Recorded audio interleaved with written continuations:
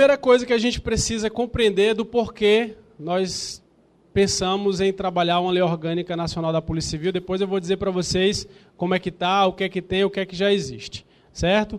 Nós temos uma previsão constitucional que fala da necessidade de uma organização legislativa de como que a Polícia Civil deveria funcionar. Vou já falar sobre isso mais esmiuçadamente. Hoje existe, a nível de Brasil, um desequilíbrio de direitos e de organização da Polícia Civil. Então, não sei se tem policiais civis aqui que já trabalharam em mais de um estado. Mas se você trabalha hoje no Rio de Janeiro como policial civil e você resolve fazer um concurso lá para a Polícia Civil do Amazonas, por exemplo, você vai ler a lei orgânica lá, é totalmente diferente em muitos aspectos de como funciona aqui. E a carreira também. Então, isso aí fomenta essa discussão e essa necessidade de se ter uma lei orgânica nacional. A instituição Polícia Civil é ineficiente. Vamos falar sobre isso, e com isso eu não estou dizendo que os seus profissionais são ineficientes, a gente vai abordar um pouco sobre isso. E uma coisa que é categórica de como funciona a segurança pública a nível nacional, que existe usurpação de prerrogativas, tanto internamente quanto externamente. E nós vamos falar sobre isso também. Tá certo? Então, a previsão constitucional.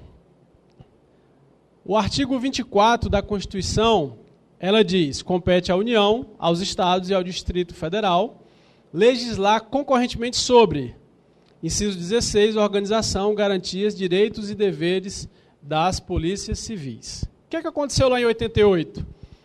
A Constituição foi promulgada, a Polícia Civil passou a existir na nossa Carta Magna, lá nos incisos do artigo 144.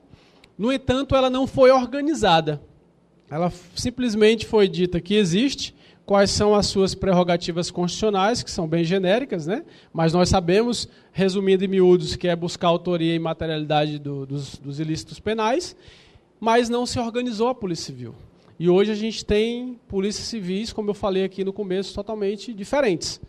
E aí, no artigo 144, parágrafo 7º, diz o seguinte: a lei disciplinará a organização e o funcionamento dos órgãos responsáveis pela segurança pública, de maneira a garantir a eficiência de suas atividades. Lembra que nós falamos que ela é ineficiente? Agora vamos lá. Deixa eu tirar esse celular aqui, que ele está só vibrando no meu bolso. Me incomoda bem pouquinho. Então vamos lá. Esse parágrafo 7º do 144 foi recentemente organizado. Vocês sabem disso, né? Ouviram falar no SUSP, Sistema Único de Segurança Pública? Se você for lá olhar lá a ementa, né, dele, está lá dizendo, regulamenta o parágrafo 7º do artigo, tal. Está dizendo isso. E não sei se vocês tiveram a oportunidade de ler, e eu já li várias vezes. Ontem eu estava dentro do avião, que é bem pertinho, do Acre para Brasília, por exemplo, são 3h30 de voo, né? E de Brasília para cá é mais outro tanto, né? Então deu para ler um bocado de coisa. E eu leio isso aqui e eu consigo compreender uma inteligência de como que foi construído e da necessidade que nós temos de organizar o sistema de segurança pública nacional. No entanto, a gente pega o SUSP e lá ele fala de todo o aparato do 144. Agora eu pergunto para vocês, a Polícia Civil, a nível nacional, é organizada? Não.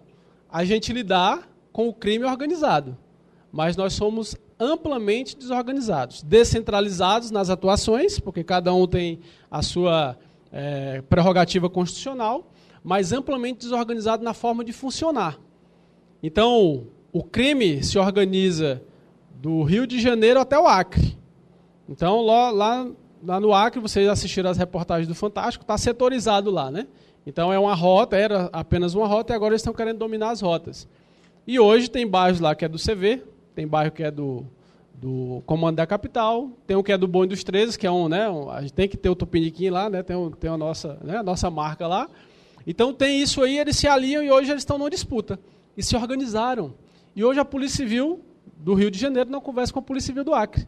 Não tem um planejamento estratégico, sistêmico que organize elas. Mas criaram o SUSP, que pretende organizar as instituições de segurança pública toda de uma vez. Então, vamos combinar. Organiza-se as instituições e depois se organiza o sistema. É assim que eu penso, do simples para o complexo. Mas não, o SUSP foi logo para o complexo, e eu tenho outras críticas a ele, mas não é a matéria da nossa prova aqui, né? E eu vou continuar falando com vocês sobre isso. Desequilíbrio de direitos e organizações. Direitos distintos. Então, tem alguns estados que eu pego a lei orgânica e eu entendo como que funciona, por exemplo, a remoção. Tem estado que eu compreendo, por exemplo, como que funciona a sua estrutura de carreira. A do Rio de Janeiro eu ainda estou lendo, viu, Márcio, para conseguir compreender, né? Ainda estou tentando fazer os cálculos lá, aquelas tabelas, o triênio, né, a promoção. Estou tentando entender ainda, desvendar como é que funciona. O fato é que cada estado conta uma história diferente. E por que isso acontece? Porque nós não temos uma matriz que organize a Polícia Civil e diga, ó, a base é essa. Nós não temos. Infelizmente, a gente vive essa discrepância entre um estado e outro. Prerrogativas diversas. Vocês já tiveram a oportunidade de mostrar a carteira de vocês de polícia em outros estados? Não sei se vocês já tiveram. Vou dar só um exemplo chulo, mais simples, certo? Então, eu estava conversando com o Márcio vindo para cá, que aqui vocês não pagam para entrar no cinema, né? Bacana, né? Oi? Né? Só alguns, né? Então, olha aí. Já se entende um pouquinho da prerrogativa diversa. Lá no Tocantins, cadê Marcelene?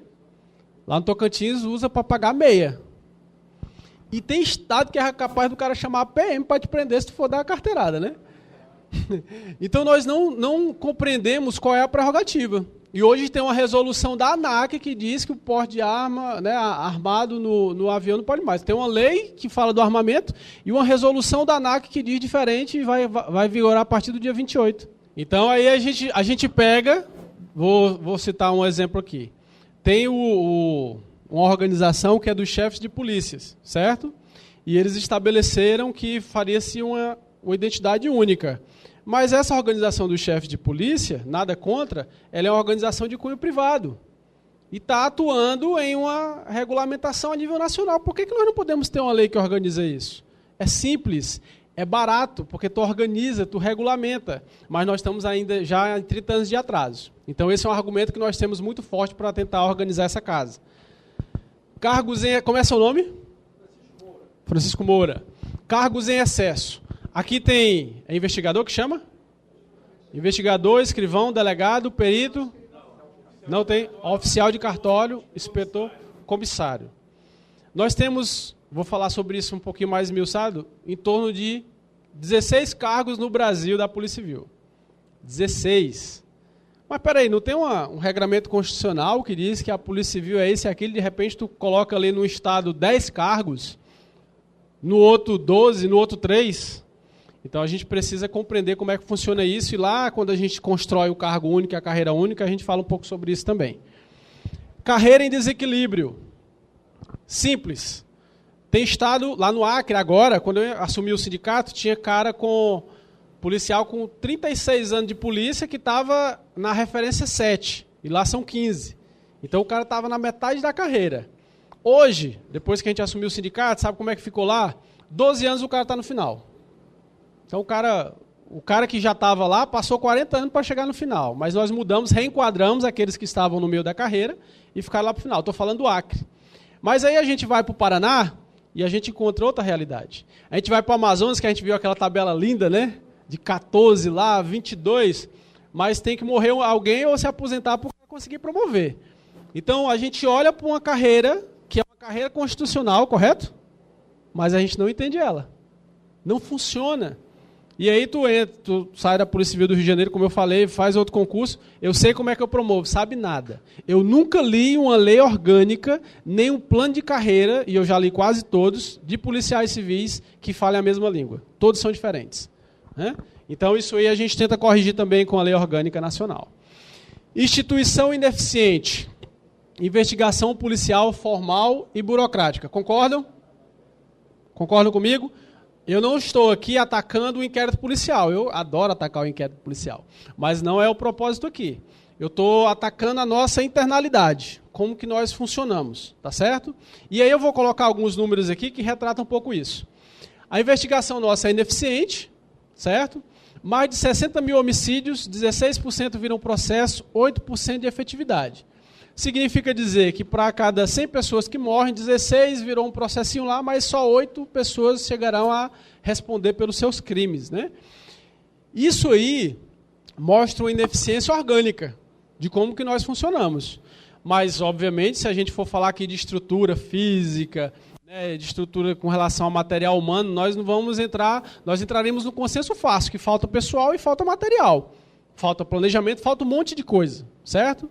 Mas dentro da nossa estrutura, o que é que pode ser aperfeiçoado? O Ceará agora está trabalhando no OPJ, que é o Oficial de Polícia Judiciária. Vocês já devem ter acompanhado, se não estão, por favor, acompanhem.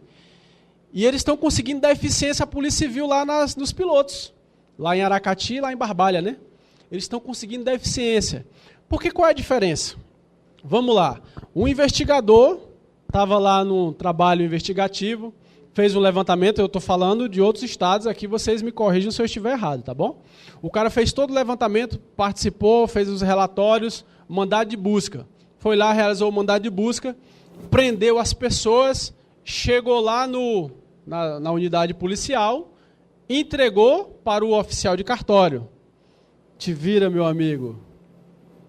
Balança que agora o filho é teu. Não sei se funciona aqui assim, né? E aí, às vezes, o cara vai esperar ser ouvido, depois que é ouvido, ele vai até para casa, né? Porque o serviço agora é cartorário. É extremamente da parte burocrática no que se refere ao cartório. Tá certo? Pensa só se esse mesmo cara que fez o procedimento, aí vocês podem dizer assim, vixe Maria, mas o cara vai ter que fazer tudo. Não é que ele tem que fazer tudo. É que ele precisa acompanhar para que ele tenha começo e fim no processo investigatório dele. Porque o oficial de cartório que vai colher a oitiva, e às vezes o delegado que está lá, nem sempre ele esteve atento a todo o procedimento investigatório. Quando, na verdade, você pode ser a mesma pessoa, porque você vai saber o quê? O que perguntar. Para você dar robustez de conteúdo comprobatório na sua peça, que mesmo sendo uma peça administrativa inquérito, se você for olhar dentro do Ministério Público, olha lá quantas denúncias foram oferecidas em todo o Ministério Público. Lá no Acre, eu digo facinho, 95% foi a Polícia Civil que produziu. Estou colocando por baixo, não sei como é que funciona aqui. Tá certo? Então, é uma peça meramente informativa, mas que tem comandado como que se vai dar o processo criminal. Tá certo? Vamos lá. Aí nós temos outra anomalia. Não sei como é que é no Rio de Janeiro.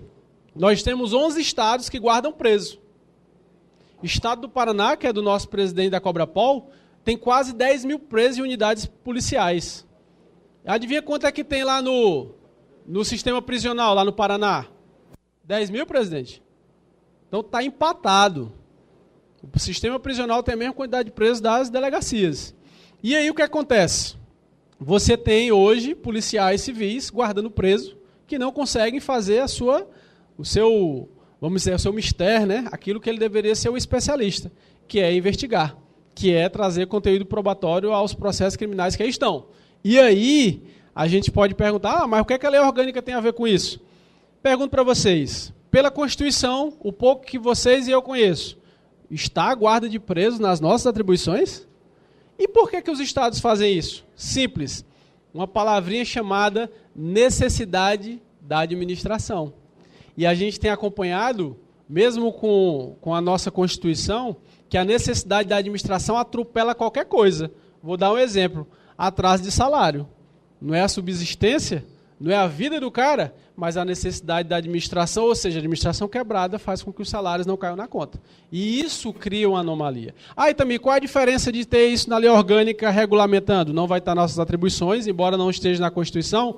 Rio Grande do Norte, eles entraram com ação, depois de 10 anos chegou lá no STJ, foi transitado em julgado, e foi determinado que se retirasse todos os presos das delegacias. Pergunto para vocês, no Rio Grande do Norte ainda tem preso em delegacia? Essa decisão já está com 5 anos. Tem. Por quê?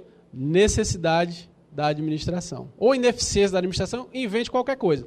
Mas o que é que você consegue? Você consegue trabalhar em instâncias superiores. Começar a trabalhar isso de forma um pouco mais ampla no que se refere à questão jurídica. Tá certo?